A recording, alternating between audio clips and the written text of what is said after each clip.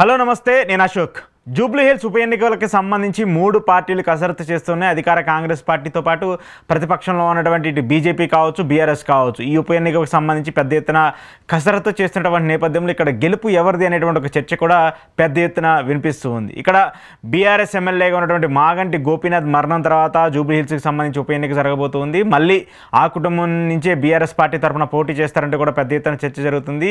మాగంటి గోపీనాథ్ సతీమణిని ఈసారి రంగంలోకి దింపాలని చెప్పేసి బీఆర్ఎస్ ప్రయత్నిస్తుంది. ఇప్పటికే దానికి సంబంధించి సర్వేలు కూడా చేపిస్తున్నటువంటి నేపథ్యంలో ఆ కుటుంబం నుంచి ఆయన సతీమణి అయితేనే బాగుంటుందంటూ కూడా బీఆర్ఎస్ ఒక క్లారిటీకి వచ్చినట్టు తెలుస్తుంది. దానికి సంబంధించి ఆయన సతీమణిని రంగంలోకి దింపుతారంటూ కూడా 100% ఆమెకే సీటు కేటాయిస్తారంటూ కూడా బీఆర్ఎస్ నేతల్లో ఒక చర్చ అయితే జరుగుతుంది. ఇక కాంగ్రెస్కి సంబంధించి అక్కడ నవీన్ యాదవ్, శ్రీశైలం యాదవ్ కుమారు నవీన్ యాదవ్ని రంగంలోకి దింపాలని చెప్పేసి అక్కడ ప్రయత్నిస్తుంది. గత ఎన్నికల్లో కాంగ్రెస్ తరఫున అజారుద్దీన్ పోటీ చేసినటువంటి నేపథ్యంలో ప్రస్తుతం ఆయనకి ఎమ్మెల్సీ ఇస్తూ వచ్చారు. ఎమ్మెల్సీగా ఉన్నటువంటి నేపథ్యంలో ఆయన్ని పక్కకు తెప్పించేసి అక్కడ గతంలో ఎంతో పొలిటికల్గా ఈక్వేషన్స్ ఉన్నటువంటి కావచ్చు, లేదంటే సామాజిక పరంగా కావచ్చు, ఆల్రెడీ గోపీనాథ్ మీద ఒక 2-3 సార్లు పోటీ చేసినటువంటి అభ్యర్థిగా కూడా నవీన్ యాదవ్ కుటుంబం ఉంది కాబట్టి సో అక్కడ ఖచ్చితంగా నవీన్ యాదవ్కి కాంగ్రెస్ అభ్యర్థిగా ఇవ్వబోతున్నారంటే కూడా ఒక చర్చ జరుగుతుంది. అయితే ఇక బీజేపీకి సంబంధించి ఎవరు నిలబడతారు అనేటువంటి ఒక చర్చ పెద్ద ఎత్తున సాగుతుంది. ఇక్కడ ప్రస్తుతం ఆంధ్రప్రదేశ్లో 3 పార్టీలు కూటమిలో ఉన్నటువంటి నేపథ్యంలో ఇక్కడ కూడా 3 పార్టీలు కలిసి పోటీ చేస్తాయి. బీజేపీ, టీడీపీ, జనసేన కూడా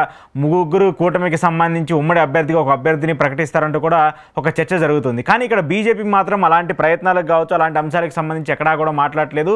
బీజేపీ తన సొంత ఎజెండాతోనే తన సొంతగా సింగిల్గా పోటీ చేయాలనేది నిర్ణయించుకున్నట్టు కూడా తెలుస్తుంది. దానికి సంబంధించి టీడీపీ మద్దతు ఇస్తామన్నప్పటికీ కూడా, లేదంటే టీడీపీ 3 పార్టీలు కలిసి పోటీ చేస్తామని చెప్పినప్పటికీ కూడా తమ సింగిల్గా ఇండిపెండెంట్ ఎజెండాతోనే మేము పోటీ చేయాలని చెప్పేసి బీజేపీ నిర్ణయించుకున్నట్టు తెలుస్తుంది. దానికి సంబంధించి బీజేపీ అధ్యక్షుడిగా ఉన్నటువంటి రామచంద్రరావు గారు ఇప్పటికే దానికి సంబంధించి బీజేపీలో ఎలాంటి నిర్ణయాలు తీసుకోవాలి, జూబ్లీ హిల్స్కి సంబంధించి అక్కడ అభ్యర్థిగా ఎవరిని పెట్టాలనే అంశం మీద పూర్తిగా కసరత్తు చేస్తూ ఉన్నారు. బీజేపీకి సంబంధించి 2-3 ఆశావహులుగా ఉన్నప్పటికీ కూడా ఖచ్చితంగా విజయం సాధించే అభ్యర్థిని రంగంలోకి దింపాలని చెప్పేసి కూడా బీజేపీ భావిస్తుంది. అయితే టీడీపీకి సంబంధించి మాగంటి గోపీనాథ్ గారు గతంలో కూడా టీడీపీకి సంబంధించి ఎమ్మెల్యేగా పనిచేసినటువంటి వ్యక్తి, టీడీపీకి సంబంధించి ఓట్ బ్యాంక్ కూడా కొంత గ్రాప్ చేసుకునేటువంటి సత్తా ఉన్నటువంటి నేత. ఆ తర్వాత ఆయన బీఆర్ఎస్లో జాయిన్ అవుతూ వచ్చారు. బీఆర్ఎస్లో జాయిన్ అయ్యి 2 సార్లు ఎమ్మెల్యేగా కూడా గెలుస్తూ వచ్చారు. ఇప్పుడు ప్రస్తుతం ఆయన మరణం తర్వాత ఈ అసెంబ్లీ స్థానానికి సంబంధించి ఉప ఎన్నిక జరుగుతున్నటువంటి నేపథ్యంలో ఇప్పుడు టీడీపీకి సంబంధించినటువంటి మద్దతు ఎవరికి ఉంటుంది అనేటువంటి ఒక చర్చ కూడా జరుగుతుంది. ఆంధ్రప్రదేశ్లో వాస్తవంగా 2 పార్టీలు పొత్తులో ఉన్నాయి.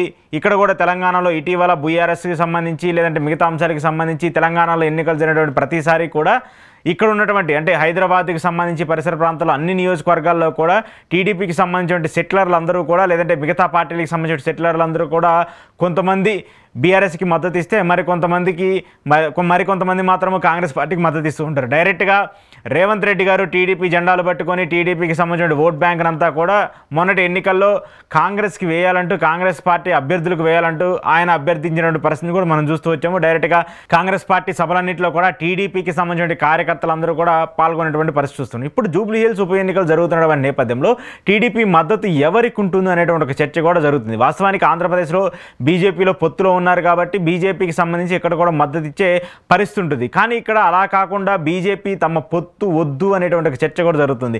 టీడీపీకి సంబంధించి పొత్తు పెట్టుకుంటేనో లేదంటే వాళ్ళ మద్దతు తీసుకుంటేనో ఉన్న ఓట్ బ్యాంకును కూడా మనం పోగొట్టుకునే పరిస్థితులు వస్తాయంటూ కూడా మాట్లాడుతూ ఉన్నారు. ఎందుకంటే ఇక్కడ తెలంగాణకి సంబంధించి టీడీపీని తీవ్ర స్థాయిలో వ్యతిరేకిస్తూ వస్తూ ఉంటారు. ఆంధ్రప్రదేశ్ సెటిలర్లకు సంబంధించిన ఓట్లు మినహాయిస్తే ఎక్కడా కూడా మిగతా ప్రాంతాల్లో కావచ్చు, మిగతా అంశాలకు సంబంధించి టీడీపీని అప్రిషియేట్ చేసే విధంగానో లేదంటే టీడీపీ సామాజిక వర్గాన్ని ఓట్లను కూడా పెద్ద గ్రాప్ చేసుకోవడానికి ఏ రాజకీయ పార్టీ కూడా పెద్దగా ముందుకు రాదు. కానీ జూబ్లీ హిల్స్లో సామాజిక పరంగా చూసుకున్నా, టీడీపీకి సంబంధించి చూసుకున్నా వాళ్ళకి కొంత ఓట్ బ్యాంక్ ఆల్రెడీ ఉంటూ వచ్చింది. గతంలో కూడా గోపీనాథ్ గారు టీడీపీకి సంబంధించిన ఎమ్మెల్యేగా ఉన్నారు కాబట్టి ఎంతో కొంత ఆయన సామాజిక వర్గం ఓట్ బ్యాంక్ కావచ్చు, లేదంటే ఆ కార్డు మీద ఎంతో కొంత ఓట్ పర్సంటేజ్ యాడ్ అవుతూ వచ్చింది అన్ని పార్టీలు. కానీ బీజేపీ ఆ ఓట్ బ్యాంకును కూడా వద్దనుకొని, చంద్రబాబు నాయుడు గారి మద్దతు కూడా వద్దనుకొని ఇండిపెండెంట్గా వాళ్ళే నిలబడి వాళ్ళ స్టామినాని ప్రూవ్ చేసుకోవడం కోసము బీజేపీ అడుగులు వేస్తూ ఉంది. తద్వారా టీడీపీకి సంబంధించిన పొత్తు వద్దనుకుంటున్నటువంటి నేపథ్యంలో మరి టీడీపీ అభ్యర్థిని ఏమైనా ప్రకటిస్తుందా లేదా అనేది కూడా చూడాల్సి ఉంది. అయితే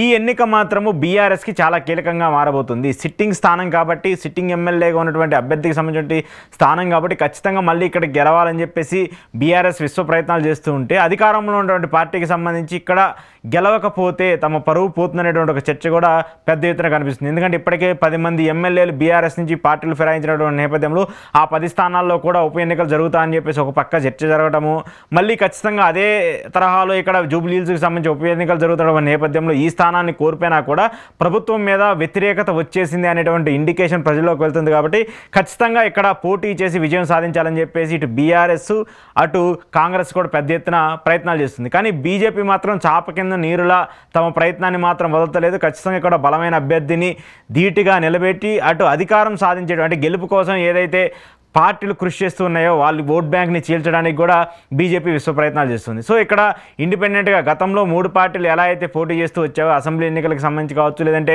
పార్లమెంట్ ఎన్నికలకు సంబంధించి కావచ్చు, 3 పార్టీలు ఎలా విడివిడిగా పోటీ చేస్తూ వచ్చాయో అలాంటి పరిస్థితుల్లోనే అలాంటి అంశాలకు సంబంధించి ఈసారి జూబ్లీ హిల్స్ ఉప ఎన్నికలకు సంబంధించి కూడా 3 పార్టీలు విడిగా పోటీ చేయాలని చెప్పేసి భావిస్తూ ఉన్నాయి. పార్టీలకు సంబంధించి మద్దతు తీసుకుంటాయేమో కానీ పొత్తు పెట్టుకొని పోటీ చేసే పరిస్థితి అయితే జూబ్లీ హిల్స్లో ఉండదు అంటూ కూడా బీజేపీ కరాఖండిగా చెప్తుంది. మరి జూబ్లీ హిల్స్కి సంబంధించి బీజేపీ అభ్యర్థిని ఎవరిని ప్రకటిస్తూ ఉంది, మరి టీడీపీకి సంబంధించి అలాగే జనసేనకి సంబంధించి వాళ్ళు మద్దతు ఇస్తారా లేదంటే వాళ్ళు పొత్తులోకి వెళ్తారా అనేది కూడా చూడాల్సి ఉంది.